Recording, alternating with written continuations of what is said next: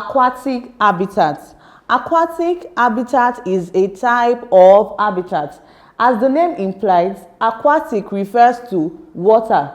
So we can just simply say that aquatic habitat is a body of water in which certain organisms live naturally. We can also say that an aquatic habitat is a place that relates to what lives in water. What are the organisms that can be found here? We have the fishes, we have the crab, we have the toads, and we have some plants. This is an example of habitat, aquatic habitat. This is an estuary, this is the ocean, and this is a stream.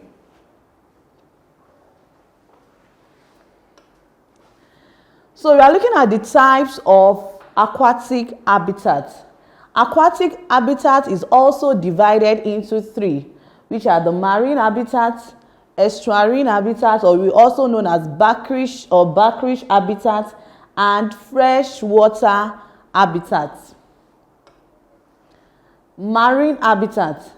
Marine habitats are habitats that contain salt water. They have high concentration of salt water. That is why the marine habitat is also referred to as a saltwater habitat. Examples of marine habitat include the ocean, the lakes, the shores, and the open sea. I know that one time or the other you've been to the beach. If you test the water in the beach, you will see that it's what? Salty. That is a type of marine habitat. So you can see the ocean as an example of a marine habitat. Now we are looking at the characteristics of marine habitats. Students, please take notes. Whenever you are asked to write the characteristics of different habitats, don't just write salinicity without explaining. Please write your words or your answer in a sentence. Salinicity, it means that it has high concentration or high degree of what? Saltness. Number two, density. The marine habitat has a high density. This makes it what? For many organisms to float in there. So many mistakes students make is just writing number one, salinicity, number two, density, number three, size without not explaining. Now, moving on to the size. The marine habitat is known to be the largest of all what? Habitats. Number four, we have the oxygen concentration. The concentration of oxygen in the marine habitat is high.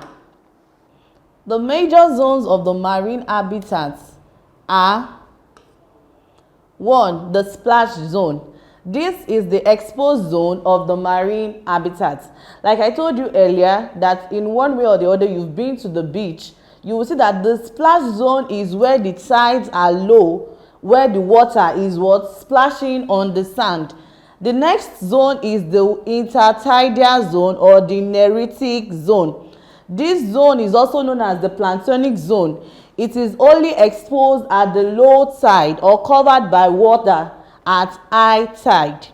It has high photosynthetic activities because of the abundance of sunlight. The next zone is what? Subtidal or littoral zone. This zone is about 200 meters deep. It is constantly underwater. It also has abundant sunlight and therefore has abundant nutrients. The next zone is the benthic zone. This is underwater. It is about 500 meters deep. It has low light penetration and low nutrients.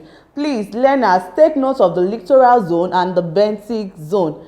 The next one is what? Pelagic zone. It is 7,000 deep with low temperature, low light penetration, and high pressure. The last zone here is what? Aquatic zone. This is the deepest zone of the marine habitat.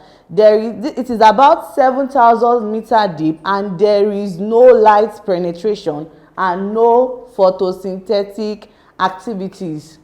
So these are the plants found in the marine habitat. We have the seaweed, we have the algae, we have the planktons, and we have the what? Sesavom. These are examples of the plants found in the marine habitat. Animals in the marine habitat, we have cartilaginous fish, such as shark, dogfish. We have the bony fish such as tilapia. We have shrimps. We have crabs. We have starfish. We have periwinkles.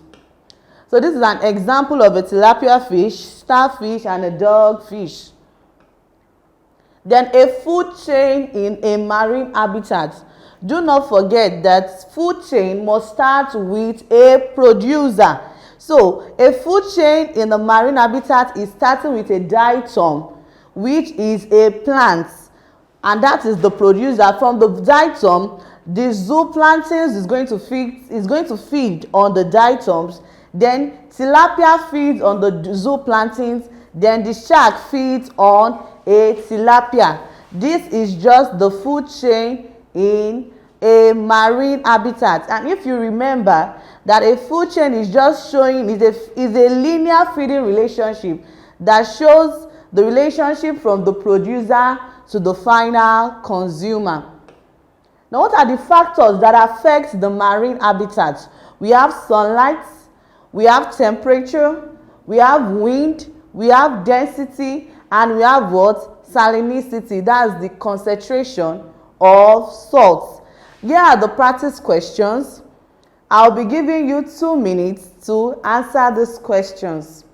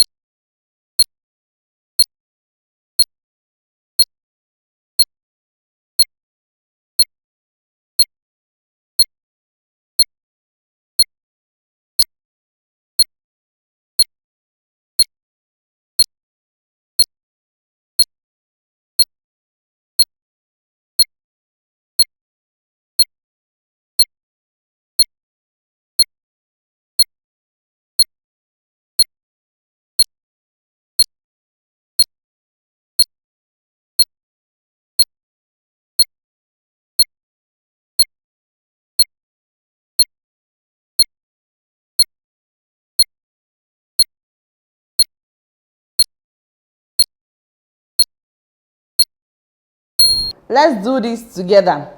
Define aquatic habitats. So I'm going to be making use of my board to do this. Aquatic habitat is a habitat under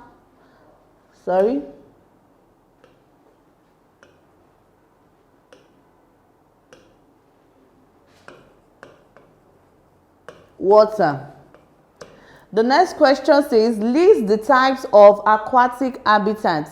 We have 3 major types. Do not forget, we have the marine habitat, we have the estuarine habitat. Please take note of the spelling. And also we have the freshwater habitat. The next question says, what is marine habitat? Marine habitat is a habitat that has high concentration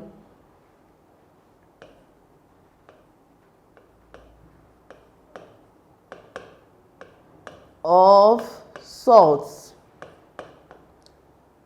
The next question says, list the types of marine habitats that you know. We have the ocean,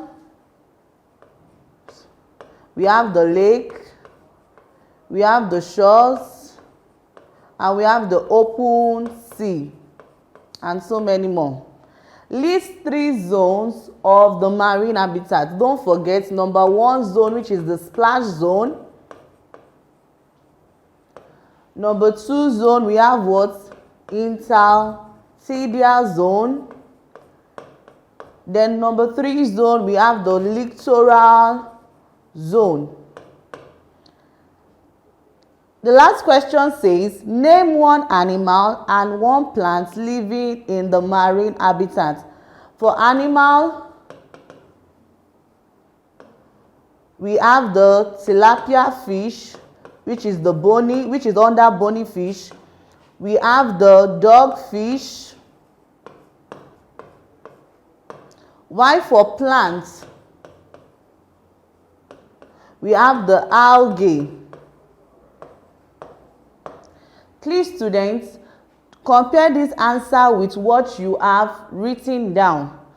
So I hope you've learned one or two things from today's lesson. For any comments, for observations, for contributions, you can send it to our social media handle that will be displayed on the screen. So I see you next time. Bye.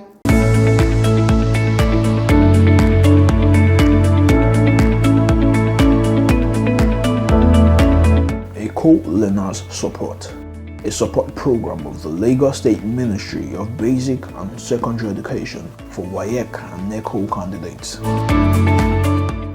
Acing your WAEC and NECO examinations has been made easy by the Lagos State Ministry of Basic and Secondary Education with the Eko Learners Support for WAEC and NECO candidates television program. Join seasoned teachers as they take you through these core subjects: mathematics, English language, physics, chemistry, and biology, targeting the exact syllabus of WAEC and NECO. Watch Eko Learners Support for WAEC and NECO candidates on this station. Learners can also connect with Eko Learners Support for WAEC and NECO candidates through these social media platforms to access more educational content and give their feedback.